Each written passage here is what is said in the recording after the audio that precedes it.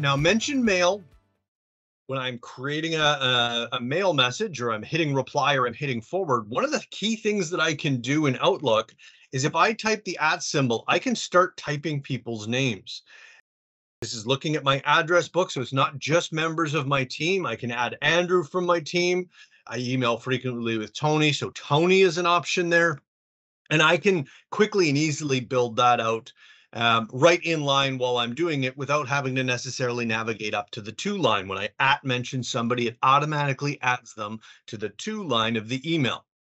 Now, more importantly, if I have a larger email that I'm sending out to a group of people, or maybe Tony has emailed me and I need to get Andrew to do something as a result, I can reply and I can hit @Andrew, please do the following. Not only does it quickly and easily add him as a recipient to the mail, but it also allows for inline. Andrew can see exactly what I want him to do because it's going to highlight that for him.